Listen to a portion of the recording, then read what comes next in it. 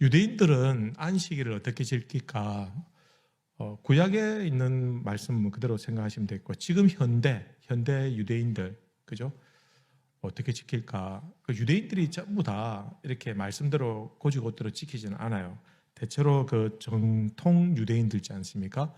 TV 보면은 까만색 옷 입고 다니는 유대인들 있잖아요. 그 TV 보면은 까만색 양복 입고, 그다음에 모자도 까만 거 쓰고, 그다음에 옆에 그 이렇게 머리 꽁지 같은 게 막 나온 거 기억납니까? 요거는 이제 구렛나루인데 실제 자기 구렛나루예요. 구렛나루 요걸 너무 기니까 안 못 자르게 돼 있거든요. 성경대로. 그래서 이걸 꼬아 가지고 이렇게 쭉 해가지고 지저분하게 다니는데 이 전통 유대인들은 그 예루살렘 안에서 특정 지역에 자기들끼리 모여 사는 데가 있어요. 그것을 메아 슈아림이라는 곳인데, 메아 슈아림이라는 곳에 정통 유대인들이 모여 살고, 그 정통 유대인들은 진짜 말씀 고지고대로 그대로 딱 지켜요. 나머지는 뭐 거의 뭐 가라라고 생각하시면 됩니다. 지금 유대인들이 뭐 이대로 지키지 못하거든요, 현실적으로. 그죠? 자, 그러면 이 사람들은 어떻게 지키냐면, 성경에 보면 불 피우지 말라고 했거든요. 불을 안 펴요. 근데 지금 뭐 누가 불 피워서 합니까? 그죠? 그러니까 라이터나 이런 것도 안 켜요. 그 등도 못 켜게 돼 있어요. 그러니까 등을 켜거나 끄지 않아요. 어떻게 할까? 그럼 어두워서 어떻게 사냐? 저도 궁금했거든요. 보니까 미리 켜놔요. 안식일 전에 미리 다 켜놓고 굴이 있는 거예요. 그 안식일 음식을 해 먹으면 안 되거든요. 이제 미리 돼 있는 음식을 먹어도 되는데, 그래서 불을 어떻게 하냐? 그럼 미리 안식일 전에 불을 켜놓고 그걸로 음식을 해요. 그 다음에 안식일 되었는데 불이 꺼졌다. 그러면 그걸 켜지 않는 거예요. 그래서 음식이 차면은 그냥 찬 그대로 먹고, 그죠? 이분들이 호텔에 가면 있지 않습니까? 어떻게 하는지 보니까, 호텔 만약에 한 50층이다. 그러면 불도 안 켜고 전기 이런 것도 안 쓰게 되는데 50층 어떻게 올라갈 것이냐. 이 사람들 또 보니까 어떻게 하냐면은 안식일용 엘리베이터가 있어요. 안식일용 엘리베이터가 있어가지고 거기는 자동으로 1층 딱 서면은 문이 열리고, 문 닫히면 2층 딱 되면 또 저들로 서가지고 또 문이 열리고, 3층 되면 또 문 열리고, 4층 되면 문 열리고, 이래가지고 50층까지 매 층마다 문이 열렸다 닫혔다 하도록 그렇게 설정을 해놨어요. 그러니까 엘리베이터 잘못하면 큰일 나죠, 그죠?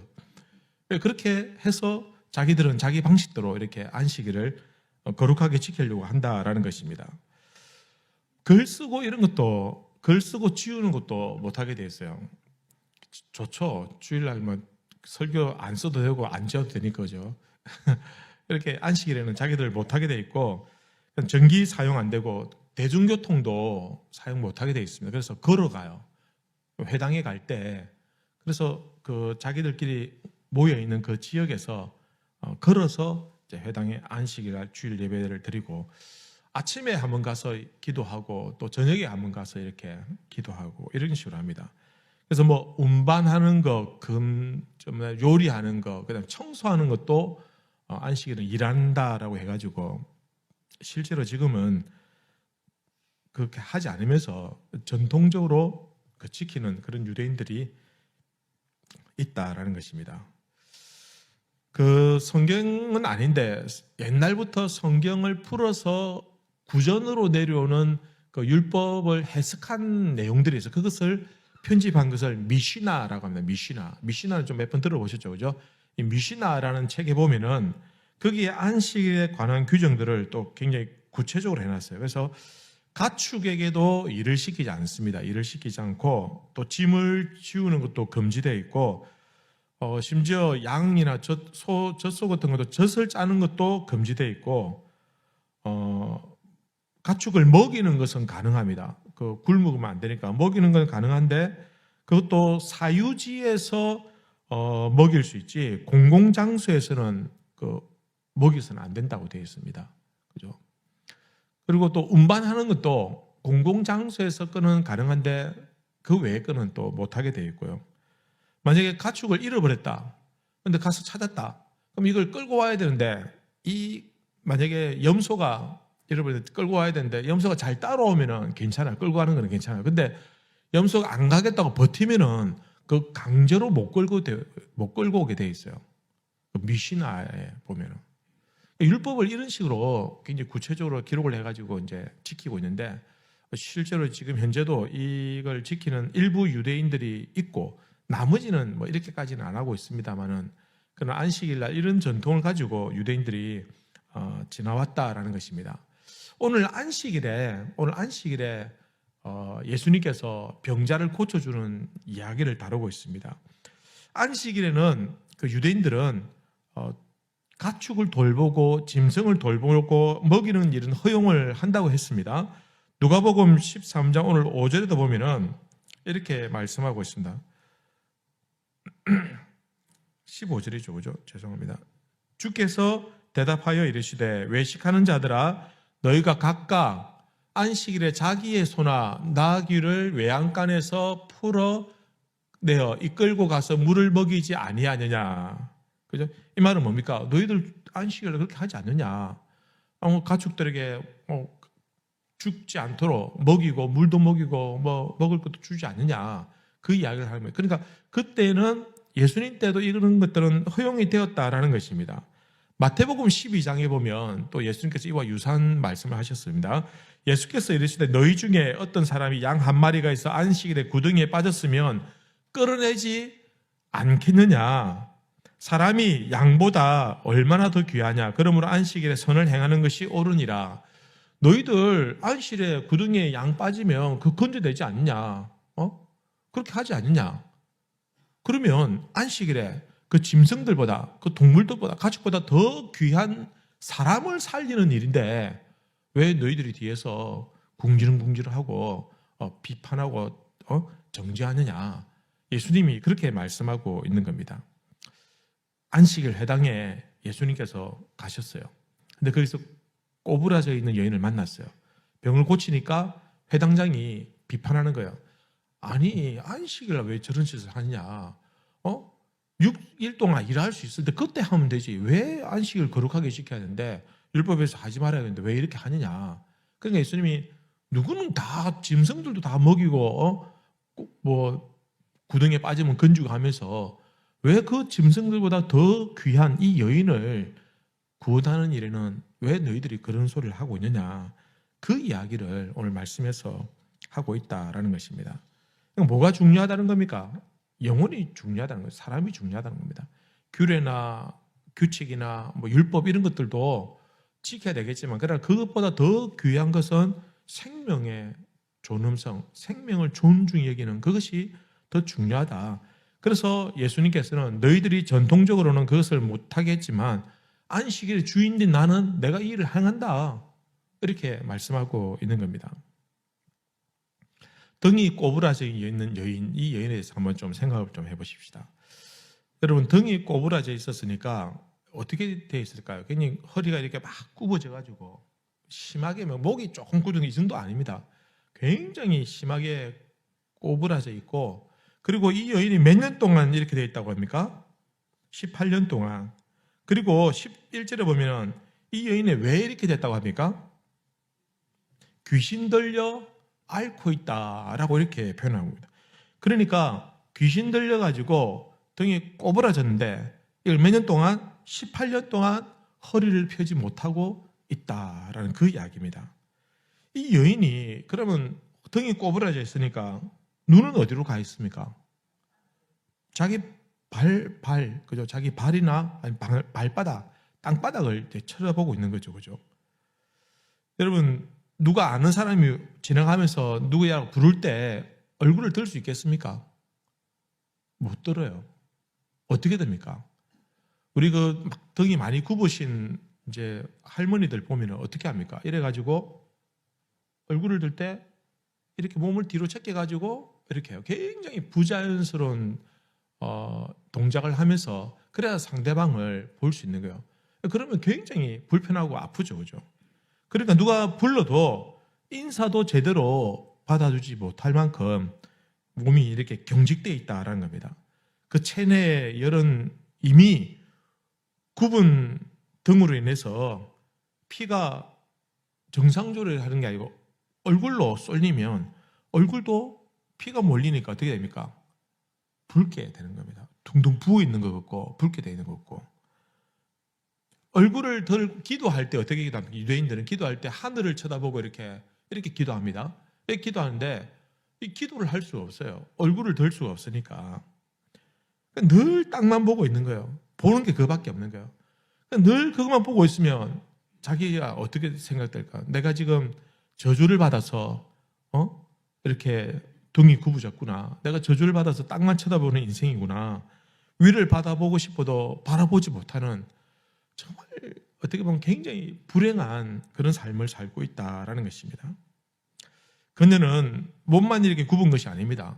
그러면 몸이 굽으니까 식도도 굽어지고 내장 기관도 다 휘어져서 음식 먹는 것도 힘들어요. 음식 먹는 것도 힘들어요. 여러분 머리 숙이고 막 쪼그리 가지고 떡 한번 먹어보십시오. 그 떡이 소화가 되겠습니까? 굉장히 힘듭니다. 잠은 어떻게 잘 수 있을까요? 잠은 바로 잘 수 있습니까? 바로 못 자죠. 어떻게 됩니까? 옆으로 돌아서 누워야 되는데. 여러분 주무실 때 옆으로 돌아서 눕는 분들 계시죠? 이 자세가 편하다 해가지고. 저도 뭐 이렇게 한번 옆에 돌아 누워서 잤는데 계속 그렇게 자니까 나중에 너무 아프고 막 쥐가 나고 막 그렇더라고요. 그것도 좋은 자세가 아닙니다. 항상 옆에 돌아 누워 있는 것도. 그녀는 잠도 제대로 잘 수 없는, 자다가 깨다가 계속 한쪽으로 몰아져 있으면은 애기들 키울 때 그런 엄마들 있죠. 머리 한쪽으로 좀 가분수가 되거나 아니면 머리가 좀 한쪽이 좀 크면은 반대편으로 돌아 눕혀가지고 재우면 된다고. 그거 별로 안 좋아요. 왜냐면은 애가 계속 그 자세로 누워보십시오. 얼마나 힘든데. 지는 안 그러면서 지금 자다가 불편하면 또 반대 들고 하는데 나는 뭐 이렇게 잘하는데 돌아 누우려면 아이고 안 된다 하면서 갖고 이렇게 해가지고 그러니까 징징으로 계속 울 수밖에 없죠. 이 여인은 돌아 눕는 것도 힘들어요. 그러니까 잠도 제대로 못 자고 옷도 입는 것도 얼마나 불편하겠습니까? 그죠? 살아있는 그 자체가 고통인데 이 살아있는 자체가 고통인 시간들을 몇 년 동안 하고 있다는 겁니까? 18년 동안 하고 있다는 겁니다.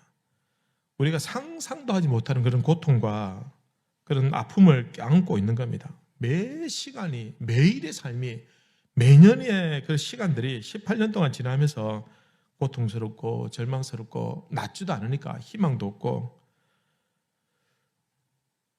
그녀는 교회 이제 회당에 오는 걸로 되어 있습니다. 회당에 왔는데 그녀가 회당에 올 때 어떤 마음으로 왔을까요? 처음에는 희망을 가지고 기대를 가지고 왔겠죠. 하나님께서 혹시나 나를 낫게 해주시지 않을까. 그러나 그녀가 오면 올수록 오는 만큼 절망은 깊어지고 오는 시간만큼 고통은 더 깊어지고 오는 세월만큼 포기하고 낙심하는 그 아픔과 고통은 더 겹겹이 쌓여지게 되더라라는 것입니다. 여러분 같으면 어떨까요? 여러분 만약에 18년 동안 안 고쳐지는 질병이 있다고 생각해 봅시다. 너무 불편하고 마치 등이 꼬부라져 있는 것처럼 표가 다 있고 남들 보기 흉하게 보이고 그런 고통의 시간들을 18년 동안 계속해서 이어가고 있다라고 생각한다면 얼마나 절망스러울까라는 것입니다. 그녀는 아무런 소망도 없고 희망도 없고 회당에 나오는데 그냥 아무런 희망도 없이 그냥 나오는 거예요. 차라리 그냥 막 하나님이 살아계시지 않는 것 같다. 하나님 살아계시면 나를 어떻게 나를 이렇게 할 수 있냐 하면서 하나님을 부정하고 뭐 욕하고 저주하고 그냥 자신의 인생을 그냥 내던져 버릴 수도 있을 것 같은데 그게 더 쉬울 것 같은데 그러나 그녀는 그럼에도 불구하고 오늘 이 안식일에도 회당을 찾아왔다라는 것입니다. 그녀를 지켜보던 모든 사람들의 마음은 어땠을까요? 처음에 그녀가 있을 때는 아이고 어쩌다가 이렇게 됐노? 그래 괜찮냐? 기도할게. 하나님께 기도해보자. 너 혹시 너 하나님께 범죄한 거 있냐? 너 혹시 회개해봐라. 너 이유 없이 이렇게 될 리가 있냐? 너 기도해라. 회개해라. 이렇게 했겠죠. 자꾸 하다가 1년이 지나고 2년이 지나면서 어떻게 됐을까요? 나중에는 그냥 그녀가 그냥 그 자체가 고통을 안고 있는 그 자체가 그냥 무덤덤하게 아무렇지도 않게 그냥 이제 보여지는 거예요. 근데 봐도 아무렇지도 않은 거예요. 처음에는 안타까워서 마음이 참 얼마나 힘들까 했는데 시간이 지나면 지날수록 그녀가 안고 있는 그 고통이 이제 더 이상 나와는 상관없는 그녀의 고통으로 그냥 고착되어 있는 그런 모습으로 주위에 있는 사람들도 그냥 포기하고 그렇게 살고 있다라는 것입니다. 참 이 여인이 참 대단한 것은 그럼에도 불구하고 또 그 다음 주에 또 회당을 또 찾아오더라라는 것입니다. 여러분, 우리가 신앙생활 할 때 하나님께서 나에게 어려움을 주셨고 내가 이유를 알 수 없는 고난을 당했다 이러면은 거기서 막 마음이 힘들고 불평이 생기고 원망이 생기고 왜 하나님 나에게 이렇게 하시냐, 내가 이렇게 믿음 생활 잘하려고 하고 내가 이렇게 신앙생활 잘하려고 하는데 왜 나를 도와주시지 않느냐, 이런 생각부터 해가지고 그 절망의 시간들이 1년이 지나고 2년이 지나고 3년이 지나면은 여러분 계속 교회 다니실 수 있을까요? 교회를 다녀도 잘 되기는커녕 뭐 자꾸 일이 안 되고 꼬이고 뭐 막히고, 그런 상황이 되면 그 신앙을 버리지 않고 계속해서 교회를 다닐 수 있을까? 하나님을 믿을 수 있을까? 여러분 가운데 최악의 경우에 그 시간들이 18년이라는 시간이 지났다고 생각해 보십시오. 그걸 우리가 과연 감당할 수 있겠느냐라는 것입니다.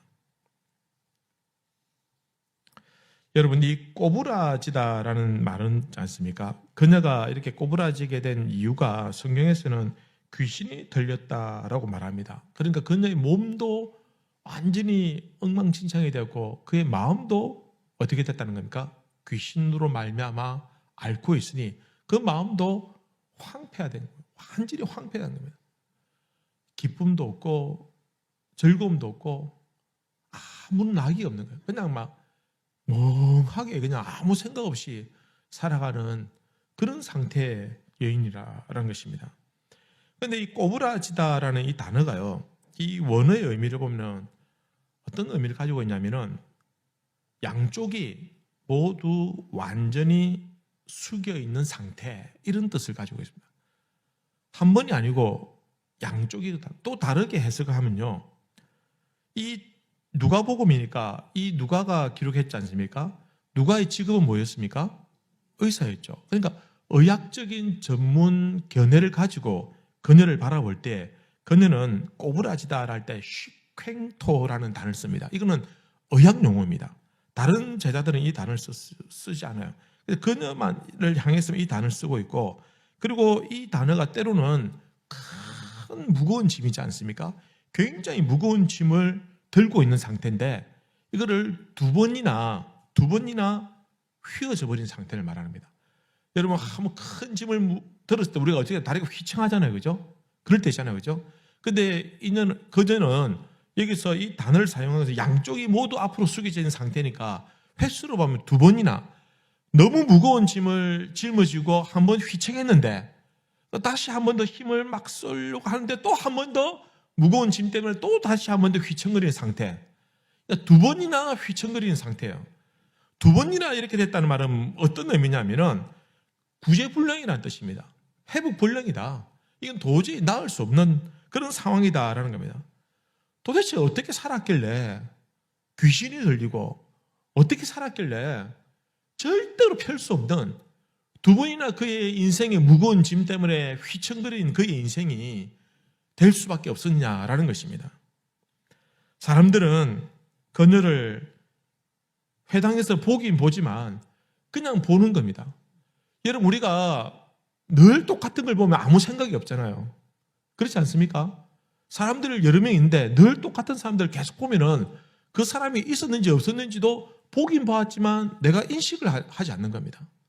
그런 상태예요. 지금 그녀의 존재가 사람들에게 너무 짓눌려 있고 너무 고통 가운데 있었지만 더 이상 그 주위에 있는 사람들 그녀의 존재감에 대해서 이제는 아무 인식을 제대로 하지 못할 만큼 절망적인 상태에 놓여 있었다라는 것입니다. 그녀가 처음에는 이상한 신체 구조를 가지고 있었기 때문에 사람들이 관심이 있었지만 그러나 시간이 지날수록 그녀의 존재감도 사라지고 나중에는 어디에 사는지 무엇하는 여인인지 도대체 어디가 아픈지 어디가 고통스러운지도 이젠 더 이상 묻지 않는, 그죠? 더 이상 관심도 없는 18년이에요. 18년 동안 그 절망적인 고통 가운데, 그 익숙해져 버린 그 고통 가운데 놓여 있었다라는 것입니다. 드디어 예수님의 눈길이 그녀를 향하게 되었습니다. 아무도 쳐다보지 않았는데, 아무도 그녀에게 주목하지 않았는데, 아무도 관심이 없는데, 아니 도와주려고 했고 관심 가져줬지만 아무 소용이 없었다는 것을 사람들은 18년 동안 경험했기 때문에 이제는 소용없다, 이제는 필요 없다, 안 된다, 그냥 안 되는 거다, 되지 않는 거다라고 다 포기해버리는데, 그러나 예수님이 그녀를 향하여서 주목하여 보시고는 그녀를 부릅니다. 12절 보시면 이렇게 말씀하십니다. 예수께서 보시고 불러 이르시되 여자여 내가 내 병에서 놓였다 하시고, 여자여라는 이 단어가 귀나이라는 단어를 씁니다. 귀나이라는 단어는 우리가 몇 번 설교하는데 들어봤죠. 예수님께서 자기 엄마한테 뭐라 했습니까? 여자여 이게 나와 무슨 상관이 있나이까 할 때 이 버르장머리 없는 녀석, 이렇게 우리가 오해했지만 그게 아니더라. 거기서 말하는 여자는 귀나이라는 단어인데 이 단어는 귀부인들에게 쓰는 단어다, 그런 이야기를 한번 들어보셨죠, 그죠? 안 들어보셨습니까? 요한복음 2장 설교에 다 말 들어보셨잖아요, 그죠? 여자여 내가 무슨 상관이 있습니까? 이래와 이 녀석 어디 있을까? 이게 아니고 여기서도 귀나이라는 단어를 씁니다. 여자여라고 할 때 예수님께서 그녀를 극종칭으로 그녀를 부르는 겁니다. 아무도 관심이 없고 아무도 주목하지 않았고 18년 동안 절망과 아무리 희망도 없이 사는 그냥 죽은 산송장같이 살고 있는 그녀를 아무도 쳐다보지도 않은데, 아무도 인식하지 않은데 예수님이 그녀를 향해서 이 불쌍한 여자야가 아니고 그녀가 하나님의 형상으로 지음받은 하나님의 자녀이기 때문에 그녀에게 가장 극존칭을 사용하면서 귀나이 하면서 그녀를 예수님께서 아름다운 인격체로 대하고 있다라는 것입니다. 사실 그녀는 이미 온 열등감과 자기 비하와 자기 인생에 지어져 있는 그 충격적인 그 큰 무거운 짐을 말미암아 두 번이나 자기 인생이 휘청거렸기 때문에 이제는 아무것도 기대하지 않고 아무것도 소망이 없었는데, 세상으로부터 외면당하고 그는 누구도 자기를 쳐다보지 않았는데 마치 소처럼 나귀처럼 징성처럼 자기 어깨를 짓누르는 그 무거운 짐을 두 번이나 짊어지고 있었는데 그녀를 향해서 예수님께서 여자여라고 부르고 있다라는 것입니다. 감히 허리를 펼 생각도 못했는데, 아무런 희망도 없었는데, 희망을 좀 가지려 하면 귀신에 들렸기 때문에 그 악한 사탄 마귀가 그녀의 귓가에 그렇게 얘기했을 겁니다. 넌 저주받은 여자야. 니까지 이게 뭘 한다고 포기해. 그냥 차라리 죽는 게 더 나아. 아마 그녀의 귀에 이렇게 속삭일 것입니다. 그러나 이제 귀신에 들려서 인생의 무거운 짐으로 꼬부라져 있던 이 여인에게 예수님께서 찾아와셔서 그녀를 고쳐주십니다. 예수님께서 어떻게 말씀하시고 고쳐주십니까? 12절 보시면 여자여 내가 어떻게 되었다? 내 병에서 놓였다. 여자여 이리 오너라. 내가 고쳐줄게. 허리를 펴라.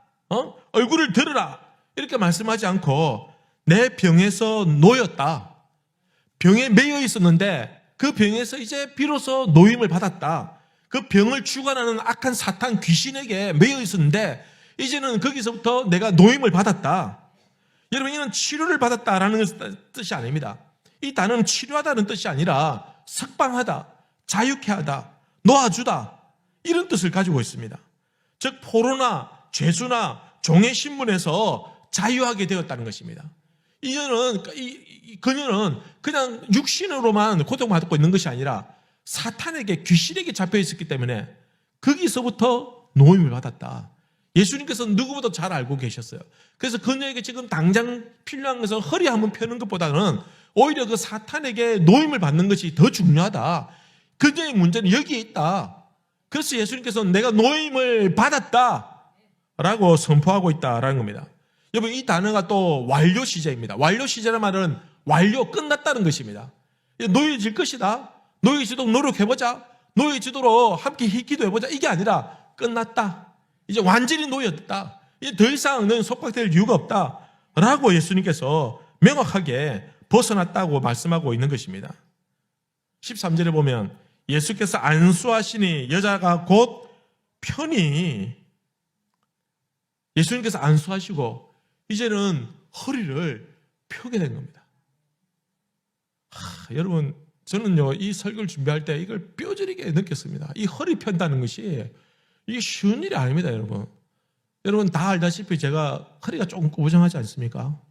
늘 겸손한 삶을 살고 있었기 때문에 늘 일하고 있었는데 이게 그냥 거북목처럼 돼가지고 이게 굳어져가지고 그 제가 작년에 그 PT 하는 분한테 얘기하니까 그 전문가인데 저를 딱 보더만은 선생님 이거는 안 펴집니다. 안 펴진다는 거예요. 늦출 수는 있지만 조금은 다 할 수 있겠지만 이거는 완벽하게 펴지는 게 아닙니다. 그렇게 얘기를 하는 거예요. 그래서 내가 그 얘기를 듣고 낙심이 돼가지고 그래 이게 막 하루 이틀도 아니고 한 몇십 년 동안 일하고 살았으니까 그럴 수밖에 없겠지라고 포기했어요. 그런데 올해 저희 교회 등록하신 어떤 분이 여기 앞에서 그 PT를 하고 있는데 제가 돈 받고 PT 광고하는 게 절대 아닙니다. 이분이 저를 보더만은 제가 이렇게 설교하는 거 보고 목사님이 기침하고 이런 것도 어쩌면 허리가 안 펴서 그럴 수도 있겠다. 그래서 억지로 오라고 해가지고 저에게 이제 운동을 시키는데 제가 좀 몇 번 갔어요. 갔는데 자꾸 이 허리 펴는 운동을 있잖아요. 어깨 펴는 운동을 막 시키는데 이게 몇십 년 동안 일하고 있다가 이걸 펴려니까 안 펴지는 거예요, 사실은. 굉장히 힘들었는데 계속 옆에서 한 번만 더, 한 번만 더, 예, 잘하고 있습니다. 한 번 더 하니까 안 할 수도 없고 하니까 지금 굉장히 많이 펴졌어요. 아직은 아닙니다만은 그러나 느낌이 전에보다 훨씬 좋아졌어요. 작년에 그 PT를 내가 잘못 만난 것 같아요. 그때 소망을 잃지 않았어야 되는데 용기를 주고 할 수 있다고 하니까 진짜 근데 힘들지만 그렇게 하게 되는 거예요. 그녀가 18년 동안 한 번도 편 적이 없어 구부러져 있었는데 예수님께서 안수하시니 펴졌다. 이게 펴는데도 쉽지 않았을 겁니다. 하지만 그녀는 허리만 편 게 아니라 얼굴도 들고 이제는 하늘을 바라보고 하늘을 보고 기도도 한 번 못했는데 이제는 얼굴을 들어 기도를 할 수도 있고 잠도 편하게 잘 수 있고 음식도 소화도 잘 되고 옷도 마음대로 입을 수 있고 모든 인생의 문제들이 예수님께서 펴주심으로 다 해결되더라는 것입니다. 이제는 귀신에 잡혀가지고 사탄에 잡혀가지고 기죽은 인생이고 그 영혼도 메말라가고 그 영혼도 황폐화되어가지고 여러분 귀신 들린 사람이 인격적으로 사람들 대할 수 있었겠습니까? 아니요. 주위에서 아무리 친절하게 해도 귀신 들리면 짜증스럽게 말하고 못되게 말했겠죠. 그러니 그녀가 사람들에게 외면당한 것도 그녀의 책임도 있는 겁니다. 그러나 이제는 떳떳하게 사람들과 눈을 마주칠 수가 있고 이제 표정을 얼굴을 대하고 그들과 얘기할 수도 있고 이제는 더 이상 정죄받지 않고 비난받지 않고 떳떳하게 아브라함의 딸이라고 믿음의 딸이라고 그렇게 자랑할 수 있게 되었다라는 것입니다. 성도 여러분, 오늘 이 여인은 그냥 18년 동안 귀신에 사로잡혀서 육신만 매여 있지만 사실 그 영혼도 꼬꾸라져 있었습니다. 여러분, 하지만 예수님을 만났을 때 그의 인생이 펴지고 예수님을 만났을 때 그런 새로운 인생을 살게 된 것이죠. 우리 인생의 문제도 여기 있다고 생각합니다. 우리가 18년이 아니라 그보다 더한 인생의 문제를 안고 있을 수 있습니다. 우리 가정의 문제, 우리 부모와의 문제, 형제와의 문제, 여러분 이웃과 친구와의 문제, 여러분 수십 년이 아니라 몇십 년 동안 해결되지 않는 그 아픔과 고통의 문제들이 있을 수가 있어요. 하지만 예수님을 제대로 만나면은 예수님이 우리를 불러주시고 예수님의 말씀에 귀를 기울일 때 우리의 인생이 펴지는 역사들이 나타나게 되는 것입니다. 여러분, 쳐다볼 것이 바닥밖에 없었고 암울한 것밖에 없었고 어두운 것밖에 없었고 햇빛마저 볼 수 없었지만, 그러나 이제는 허리를 펴고 하늘을 볼 수 있게 되기를 바랍니다. 여러분, 더 이상 바닥 쳐다보는 인생이 아니라 하늘 쳐다보는 인생이 되십시오. 여러분, 이제는 절망 쳐다보는 인생 되지 말고 희망을 바라보는 인생 되시기 바랍니다. 여러분, 부정적인 거, 나쁜 거 여러분 하나도 도움 안 됩니다. 그거 다 떨쳐버리고 뒤로 돌리고 이제는 희망을 보고 내일을 보고 미래를 보시고 달려가십시오. 여러분, 그렇게 살기도 우리 인생이 아깝지 않습니까? 이제 남은 여생이 얼마일지 모르겠지만, 그러나 우리가 남은 여생 좀 잘 삽시다. 희망을 가지고. 여러분, 절망하지 말고 포기하지 말고, 여러분 스스로 꼬부러지지 말고 나에게 소망 되시고 희망 되시는 그 주님 바라보면서 우리가 신앙생활도 멋지게 허리 펴고. 여러분, 돈 없어도 괜찮습니다. 돈 없는 거 가지고 왜 쭈글쭈글하게 살 필요가 뭐 있습니까? 지는 스테이크 먹고 나는 보리밥 먹어도 똑같이 배부른데 뭐 어때요? 지도 화장실 가고 나도 화장실 갈 건데. 여러분, 뭐 몇백만 원짜리 옷 입으나, 여러분 뭐 테무에서 5천짜리 옷 사 입으나 똑같아요. 좀 뽀대는 좀 안 나겠지만, 여러분 살 수 있는 사람 사 입으면 되는 거고, 없는 거 가지고 기죽을 필요 없어요. 없네? 그럼 나는 테무 이러면서 그 가서 사 입으면 되는 겁니다. 여러분, 신발도 나이키 없으면 어때요? 나이스도 괜찮아요.